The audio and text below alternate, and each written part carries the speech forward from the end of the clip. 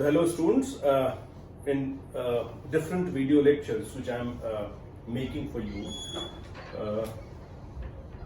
I am trying to explain the different figures of speech.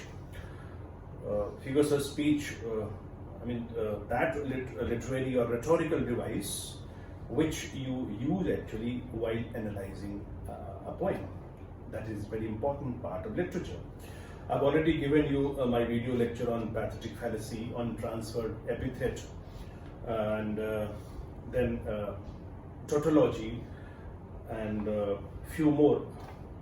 Now, in this video lecture, I'm going to talk about alliteration, a very important figure of speech.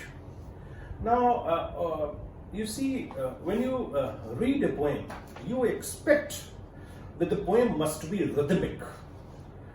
The music must flow within the poem, and the poem should be like that, which can easily be remembered. If melody is there, music is there, and the proper repetition of the sound is there, so you can easily remember that. For example, when you read the poem "The Lake Isle of Innisfree" by W.B. Yeats, a beautiful lyric, and when you start reciting the line, "I hear lake water lapping with low sound by the shore," so it looks quite rhythmic. So alliteration gives music and melody to the poem. It gives oral rhythm to the poem. Now, alliteration is a repetition of the same consonant sound. You should not get confused with letter. It's a repetition of the same consonant sound at the beginning of the words. So what is this alliteration? Alliteration is the repetition of the same consonant sound at the beginning of the word. The word alliteration is derived from Latin word latida, L-A-T-I-R-A, and latida means letters of alphabet. This is the meaning of latida, letters of alphabet. Now, as I told you that why do poets basically do this? So the repetition of the sounds brings attention to the lines, and we can easily remember them because they are more musical. Now, an important point to remember here is, as I have just told you, that alliteration does not depend on the letters, it depends on the sound. It is the repetition of the same sound, not letters. Because you see, sometimes H is ha and sometimes H is silent, so that will not make alliteration. It is a repetition of the same consonant sound at the beginning of the words. Now, two more words I'll tell you. One is assonance, A-S-S-O-N-A-N-C, and the other word is consonance, C-O-N-S-O-N-A-N-C. Assonance, consonance. So you will learn about assonance and consonance also in connection with alliteration. What is this assonance? Assonance refers to the repetition of vowel sounds, and consonance refers to the repetition of the consonant sounds. Now, the difference between alliteration and consonance is that alliteration only refers to the first letter. You just remember this. Whereas consonance may or may not be the first letter. It can come. It can fall at the end or in the middle of the word. Unlike in alliteration, the repeated sound can appear anywhere in the word, as I told you, in the middle or in the end.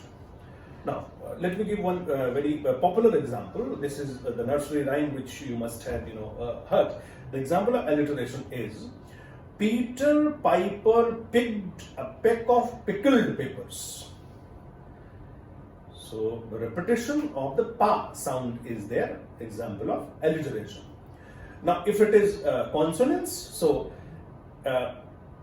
impeding Peter's impeccable picking. I mean, the pa sound is coming in the middle of the word. Or if you say all's well that ends well. So now look at all's, la comes in the end of all, then well, la comes at the end of the word, and then well. You see, so this is consonants, not alliteration. Alliteration is always at the beginning of the word, but consonants may come in the middle or at the end of the sentence. Now let me take some examples from literature. Now you have already studied the poem The Rime of the Ancient Mariner by Samuel Taylor Coleridge, one of the important romantic poets.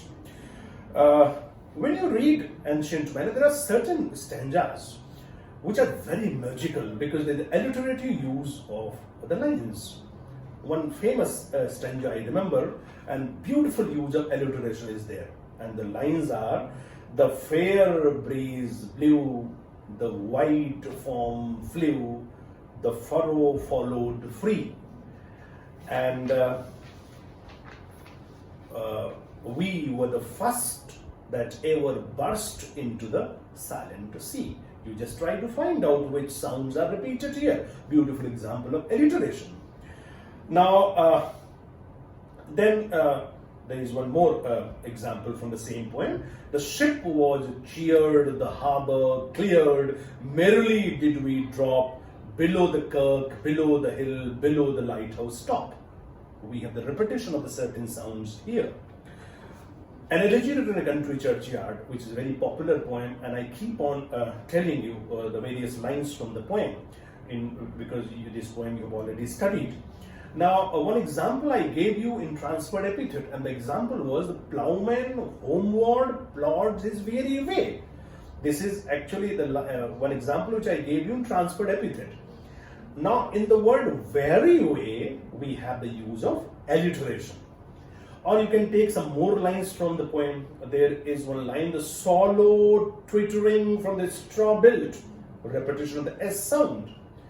Or there is one stanza in the poem where the poet says, the moping owl does to the moon complain, repetition of M sound. So we have alliteration here.